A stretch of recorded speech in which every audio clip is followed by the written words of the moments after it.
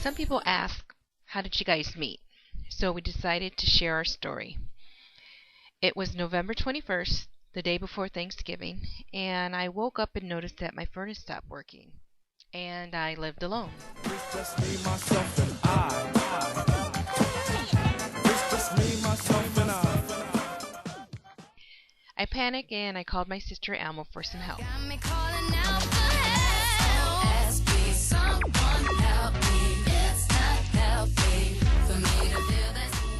Hoping she knows someone that fixes furnaces, I told her to give me a call back because I was on my way to work. She called me later that day and said Freddie found someone.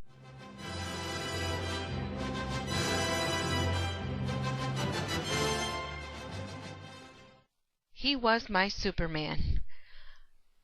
My sister went on to tell me that the guy that's going to come over, his name is Al. He's going to fix my furnace and he's going to be at my house about 5 o'clock. I said, great, because I get out at 3:30. The phone rang.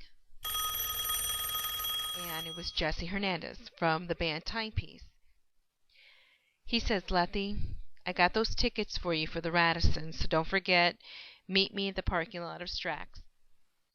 So I hurried and called Andy, a friend of mine. And during that time, I guess a better description of him would be my buddy. It's a different type of commitment. I'm talking about a true friendship. Someone I can depend on to be down no matter what. Let me know if you're with it, cause girl, it'll be fly. If you want my B-U-E-D-Y, don't be shy. Give it a try. I could be yours if you can be mine. Since he only lives a few blocks away, I asked him to come over and wait for the furnace guy.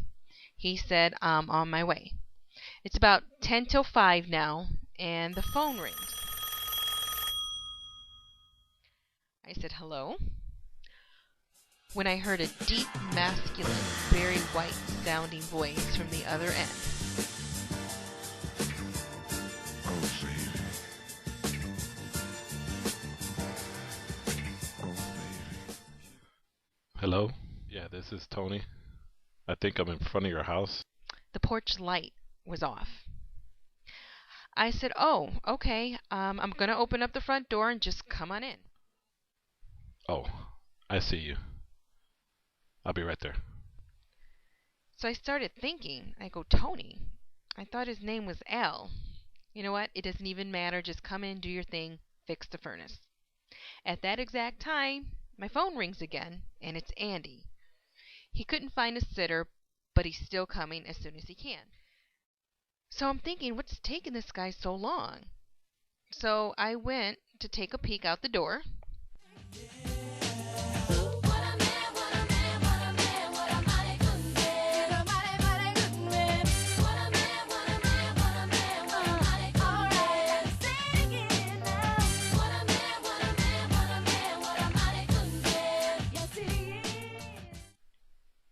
Wow. So I guess I have to start playing weak and helpless. So Tony walked in, and I started explaining to him about my programmable thermostat. I'm so embarrassed, I don't even know how to use it. And he said, oh, that's not a problem. Just let me know where your furnace is at. So we walked downstairs, and he started explaining to me all the parts about the furnace. And of course, I just stood there acting like I was so fascinated about furnaces when I was really thinking, does this guy got a ring on? So all of a sudden, the phone rings again. Now, who can it be now? Who can it be? And it was Andy. Oh, snap. I forgot all about him coming over. So we both went downstairs, and for some reason I became nervous. I don't even know why. Andy was just my buddy. It had nothing to do with the fact that I had two nice-looking guys next to me, one on my left and one on my right. One on my left and one on my right. I quickly introduced them both, and I told Tony, don't leave, I'm just going down the street, and I'll be back in 10 minutes.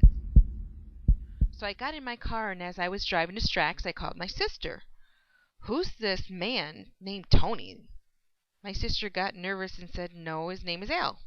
I said, no, he told me his name is Tony, and he's hot.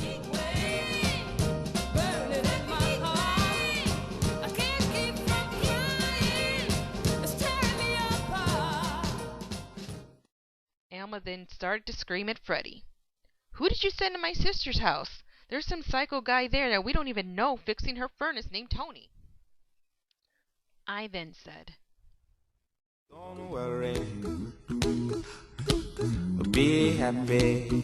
Don't worry, be happy now. "Seriously, big sister, you don't have to worry. I left Andy at home with the furnace guy while I run and go get these tickets." Now, on the other hand, poor Freddie was getting yelled at by my sister because he didn't know that Al gave this side job to Tony.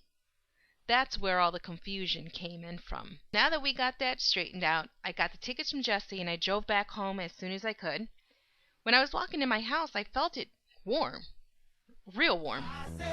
It's getting hot in here, so take off all your clothes. I am getting so hot, I won't take my clothes off. Oh, it's getting hot in here, so take off all your clothes. I am getting so hot, I won't take my clothes off. I said, "Woohoo! Got my furnace fixed."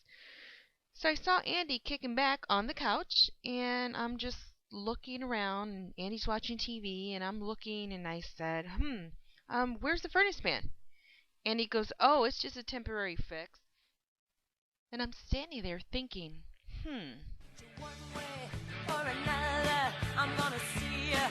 I wanna meet ya one day. Maybe next week, I'm gonna meet ya. I mean, what do you mean he left? Andy said, "Oh, it's just a temporary fix. He told me the part that you needed, so I'll get it for you on Friday, since tomorrow's Thanksgiving, and I'll put it in for you, no problem." So in other words, Andy pretty much just said,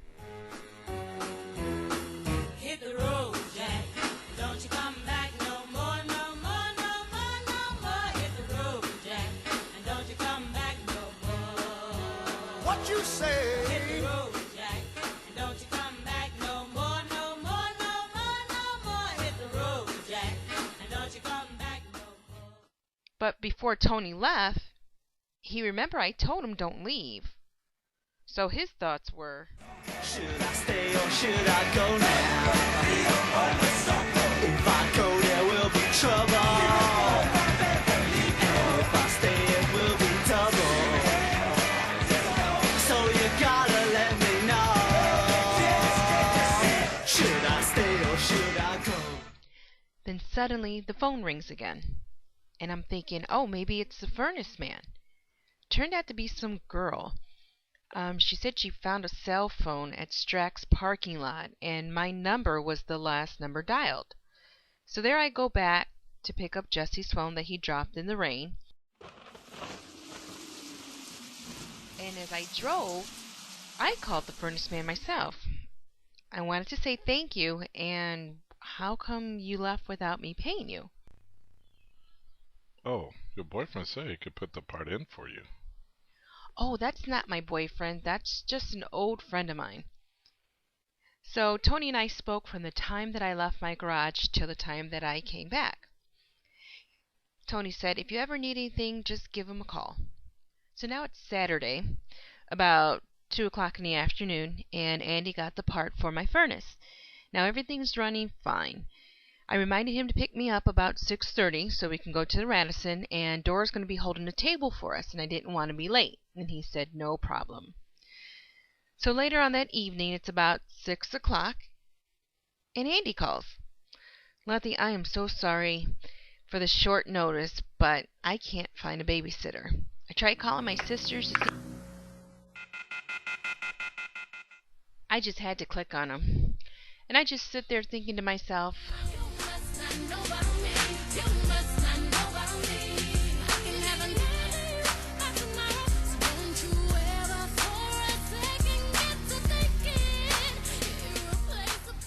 I don't even know what made me think of the furnace guy. Maybe it's called anger? Anyway, as the phone's ringing, I'm thinking to myself, well, what's the worst that can happen? You know, he'll say no and I'll never see him again. It's no big deal.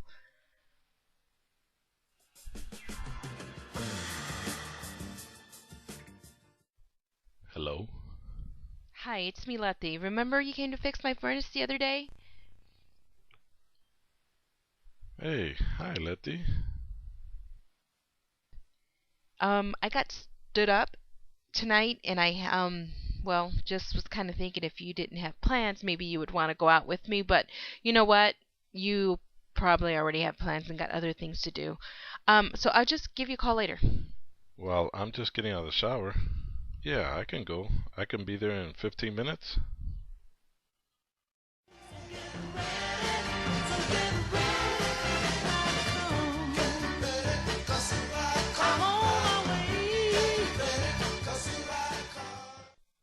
I said, all right, great, thanks.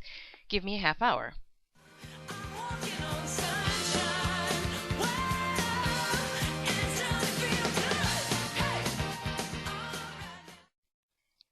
He picked me up right on time.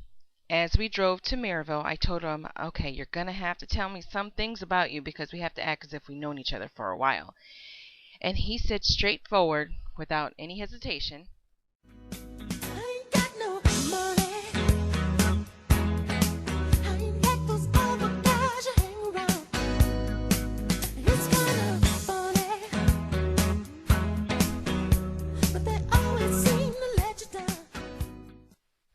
And I'm divorced with 3 kids.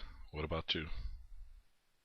The shoes on my feet, I bought the clothes I'm wearing, I bought the rock I'm rocking, I bought 'cause I depend on me. If I wanted the watch I'm wearing, I bought the house I live in, I bought the car I'm driving, I bought I depend on me, I depend on me. All the women independent. So now we arrived at the Radisson.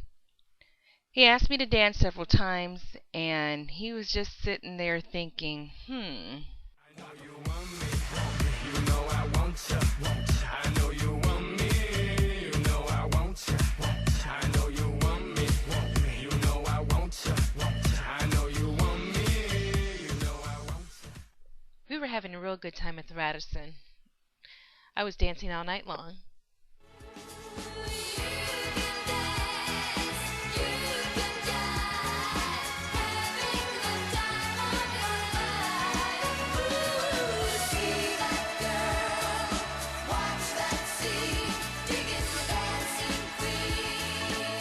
So he walked me to my door that evening, and he gave me a kiss on my cheek.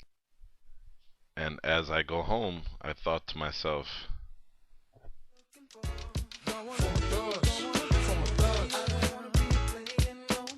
I'm not a player, I just crush a lot.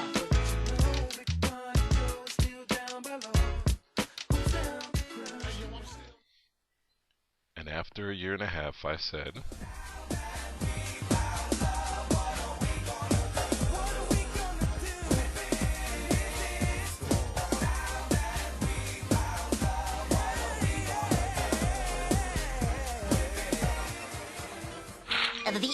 That's all, folks.